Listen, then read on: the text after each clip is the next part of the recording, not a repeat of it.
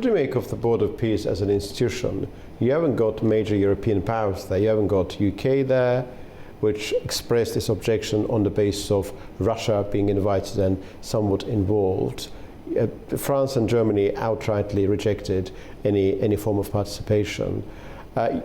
Impression given is that you've got President Donald Trump, you've got a number of US allies in the Middle East, you've got countries like Azerbaijan and Armenia, which are part of the wider sort of system there, which is emerging now. In particular, I suppose, without 8th of August breakthrough in Washington, Azerbaijani presence on the board would have been probably impossible.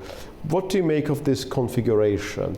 Is it an alternative to the UN, or is it just a part of the new order which is emerging, which could potentially, but not necessarily, replace UN at some point? Because we remember that the letter sent by President Donald Trump to different potential founding member countries had a very clear reference to the UN Security Council resolution adopted in November. Therefore, many would say, despite the fact that the original remit was about Gaza and the current remit appears to be very wide-ranging, it is still UN-mandated initiative because of that reference to the UN Security Council resolution adopted in November.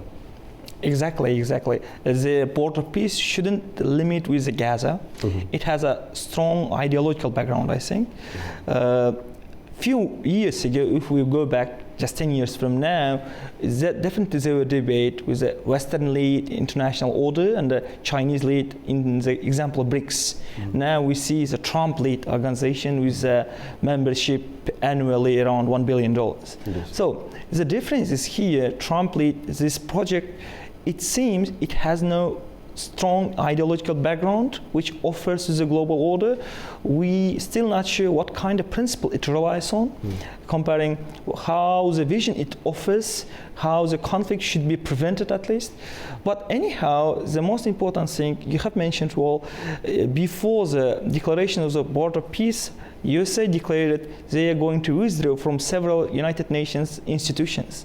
If we consider that United States is funding most of the endowment for the United Nations, so we see definitely the crisis of liberalism, the crisis of international institutions. So therefore, I think the change needed.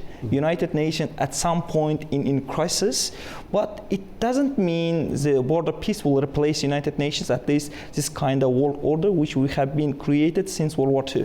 So therefore, I think the future is, we have more questions than answers. Definitely it will establish after certain engagement, definitely the voice of Europe, the voice of China, and the voice of United States. So in this regard, the global world order is, now we are entering to the post-liberal order, but we are not sure yet what to call the upcoming orders. Probably it will be multipolar world order based on the various ideological confrontation.